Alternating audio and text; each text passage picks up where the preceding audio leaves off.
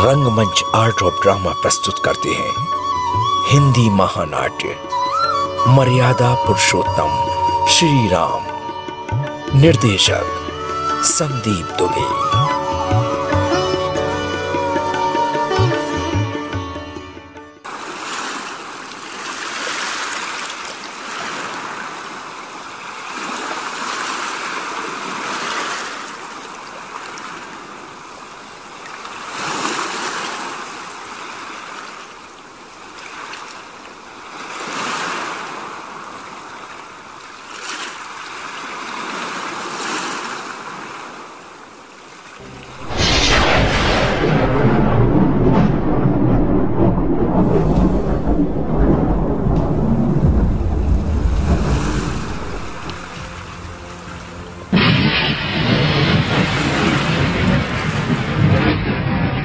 देखो सुग्रीव, हम समुद्र तट पर तो आ गए हैं, किंतु इस विशाल समुद्र को लांघ सकना हमारी सेना के बस का तो नहीं है।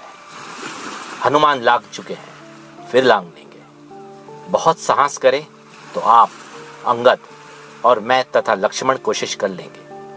हालांकि हमारे लिए भी यह संभव सा ही है। यहाँ समुद्र तट की इस पहाड़ी पर खड़े होकर देखिए, कितना विशाल समुद्र है। यहाँ से तो लंका कहीं दिखती भी नहीं, असीम जल ही जल दिखता है। समुद्र यहाँ से अपार अवश्य है। सारी सेना को समुद्र पार ले जाना वास्तव में बहुत कठिन है आर्य राम। एक अनुमान के समुद्र लांघने से कुछ नहीं बनेगा।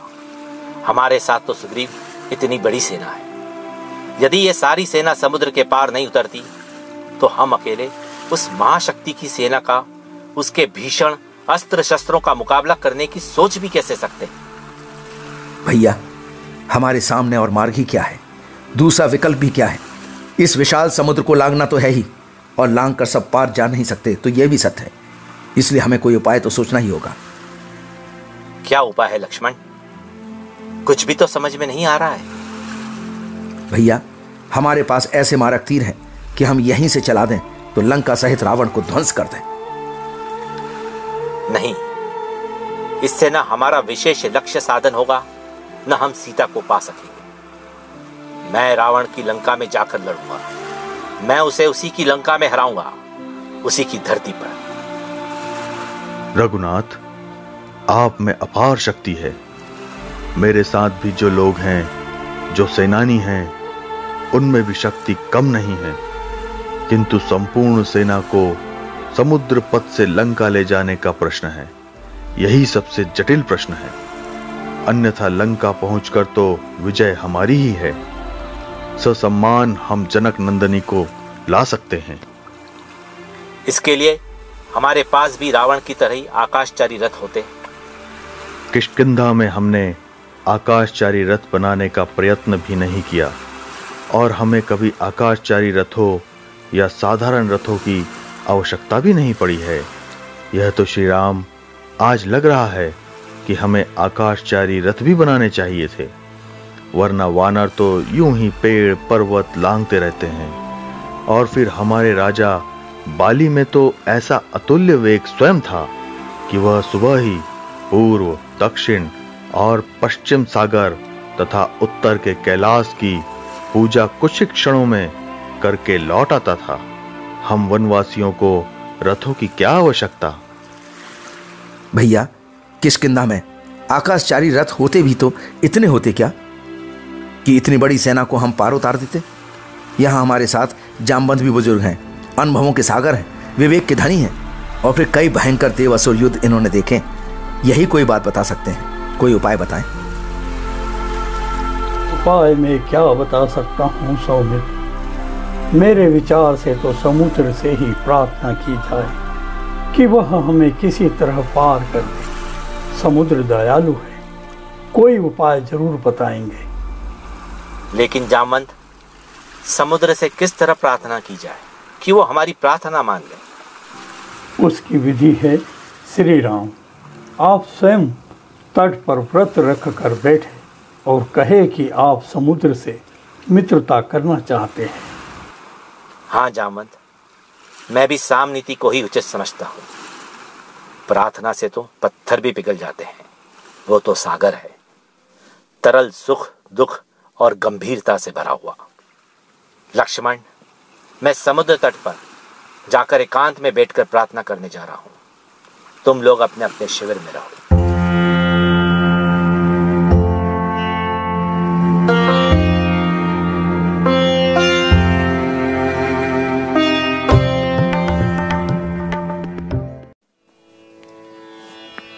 अपवित्र पवित्रो वा सर्वास्थान गतोपिया सम्रेत पुंडरीकाक्षः संवहान्ता शुचियो मांचमनि।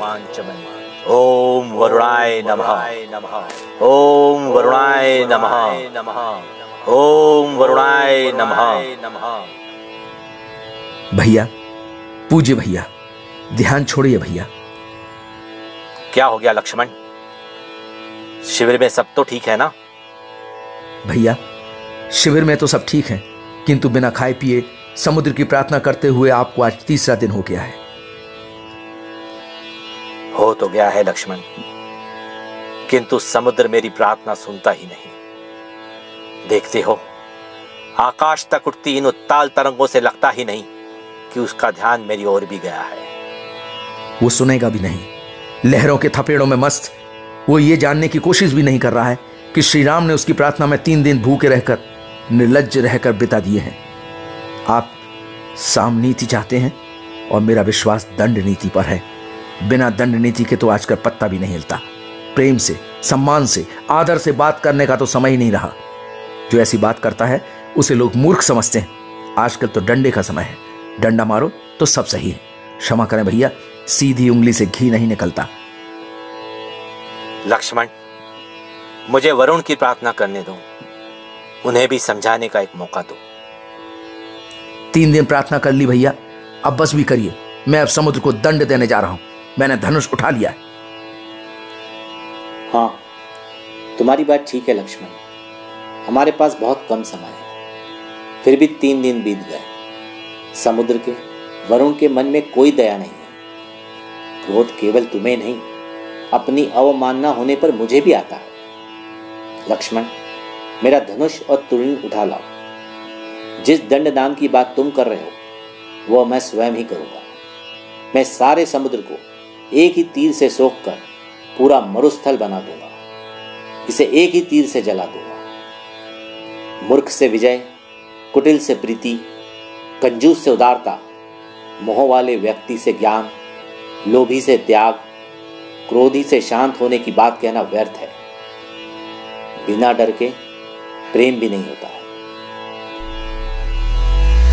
सुखाने से पहले मैं इसे जला दूंगा भैया। लीजिए, मैंने आपके नाम का स्मरण कर तीर मार दिया। सारा समुद्र जल जाएगा। आप क्यों कष्ट करेंगे? ना, ऐसा ना करो लक्ष्मण। समुद्र में रहने वाले जीवों को परेशान क्यों करते हो? वो देखिए, मेरे एक तीर से ही दावाग्नि की तरह सारा समुद्र जल रहा है। आप अभी तक इसकी खुशामद करते रहे तो ये नहीं आया, अब जलने लगा है तो देखिए भैया, अभी आकर आपके पांव पकड़ेगा।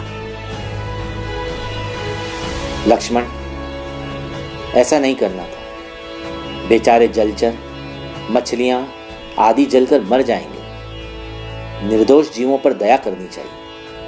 हर अच्छे काम के लिए बुरा निर्णय भी लेना पड़ता है। ऐसे निर्णय से ही निर्दोष भी दंड पा ही जाते हैं कभी कभी। श्री राम, मैं वरुण हूं, समुद्र हूं मैं। मेरा क्या अपराध था कि आपने मुझे अग्निबाण मारकर जला देना चाहा। मेरे अंतर में तमाम जंतु हैं, वे सब जल रहे हैं। उन्हें बचाइए अवधेश। मैंने आपको पहचाना नहीं, ये मेरी भूल थी। वरुण, आकाश, पवन, अग्नि, पृथ्वी और जल, ये पांचों तत्व जड़ हैं। ये प्रार्थना से नहीं, जड़ता से ही बस में आते हैं। अरे, मैंने कहा ना, मैं भारी भूल कर बैठा, आपको पहचान नहीं सका। मैं क्षमा चाहता हूं, मुझे क्षमा करें। पहले अपने भाई से कहें कि वो अपना अग्निबाण वापस ले ले, वरना जीवधारी कभी समुद्र में रहना ही पसंद नहीं करेंगे। समुद्र की तो प्रतिष्ठा ही गिर जाएगी, मर्यादा ही समाप्त हो जाएगी। लक्ष्मण, अग्निबाण वापस ले लो। समुद्र, हमें अपनी वानर सेना सहित लंका जाना है। लक्ष्मण का विचार है कि मैं तीर से समुद्र के जल को सोख लूं ताकि हम सेना सहित लंका जा सकें। अवधेश, लक्ष्मण का कथन ठीक है। आप हमें सोख कर जा सकते हैं श्री राम, किंतु एक बात है। समुद्र, निसंकोच बता, क्या बात है? मैं जानता हूं अवधपति राम, आप में अद्भुत शक्ति है। आप एक क्षण में मुझे सुखा सकते हैं, किंतु आप ऐसा करके समुद्र का सम्मान और प्रतिष्ठा समाप्त कर देंगे। मेरा जो सम्मान, जो पराक्रम, जो प्रतिष्ठा है, उसे बनाए रखकर भी आप मुझे पार करके लंका तक जा सकते हैं। मैं आपका सहायक रहकर ऐसा होने दूंगा। आपकी सारी सेना मुझे पार करके लंका जाएगी। इससे मेरी मर्यादा भी रह जाएगी और आपका कार्य भी हो जाएगा।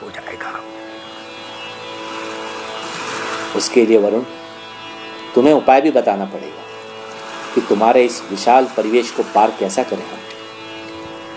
आपके पास नल और नील नाम के दो बड़े वास्तुकार हैं। उनसे कहिए कि वे आपका नाम ले लेकर समुद्र में पुल बनाने के लिए पत्थर डाले। मैं उन पत्थरों को अपने ऊपर ही सतह पर स्थिर होने दूंगा। ऐसे ही कुशल नल नील लंका तक पुल बांधते जाएं। आर्य राम, आपकी सारी सेना लंका तक आसानी से पहुंच जाएगी। मैं हर तरह आपका सहायक रहूंगा।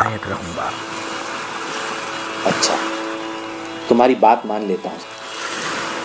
श्री राम, मैं उनका साथ दूंगा।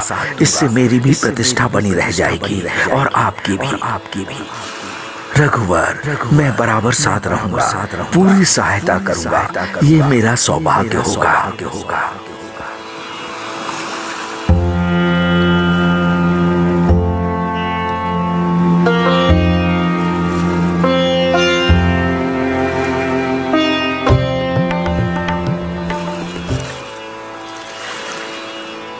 आश्चर्य है आर्य, मुझे अपने पास बुलाने के बजाय आप मेरे शिविर में। वानर राज, इस युद्ध शिविर के राजा आप हैं, मैं तो आपका सैनिक हूं। युद्ध तो रावण में और वानर राज सुग्रीव में होना है। भला आपके शिविर में मेरा आना इतना आश्चर्यजनक है क्या? इतना शर्मिंदा ना करिए रघुराज। जिनकी कृपा से मैं स्वयं वानरों का राजा बना हूं, वह मुझे अपने शिविर में ना बुलाकर स्वयं मेरे शिविर में आ गए। यह तो अनुचित ही है। सैनिकों को मेरा आदेश है कि आर्य श्री राम मेरे द्वारा पूज्य हैं। फिर उन सेना रक्षकों ने आपको इधर आने कैसे दिया? सुग्रीव, छोड़ो भी राजनियम। नल और नील है ना साथ में? जी हां, है, किंतु योद्धा से अधिक तो वे वास्तुकार हैं। वे यहां से लंका तक पुल बना सकने की कोई रचना कर सकते हैं? रचना तो कर सकते हैं, किंतु समुद्र जितना गहरा है उसमें पुल बांध सकना उतना ही कठिन है। इस काम में समुद्र उन्हें सहयोग देगा। वह पुल बनाने का नक्शा बनाकर सेना के सभी साथी बंदरों से पत्थर डलवाना शुरू कर दें। समय सीमित है। पुल यहां से लंका तक 5 दिन में बन जाना चाहिए। आज्ञा का पालन होगा आर्य। अभी मैं नल नील के साथ सारी सेना को इस काम में जुटा देता हूं। सुग्रीव, पुल तो बने ही, इसके ही साथ मैं एक काम और चाहता हूं। मैं यहां से प्रयाण करने से पहले शिवजी के शिवलिंग और उनके मंदिर की यहां स्थापना करना चाहता हूं। शिवजी का आशीर्वाद आवश्यक है। तुम किसी भी तरह पुल बांधने से पहले यहां शिव मंदिर और शिवलिंग की स्थापना करने की व्यवस्था करो। मैं शिवजी का आशीर्वाद लिए बिना आगे नहीं बढ़ना चाहता। गिरजा का भक्त हूं मैं, अतः गिरजापति की भी पूजन करके ही आगे बढ़ूंगा। वे दोनों मेरे आराध्य हैं। समय कम है, सभी काम कम से कम समय में पूरे हो जाएं। नल नील को भी तुरंत अपना काम शुरू करने को कह दीजिए वानरराज। आप अपने शिविर में आराम करें, मैं तुरंत दोनों काम प्रारंभ करता हूं।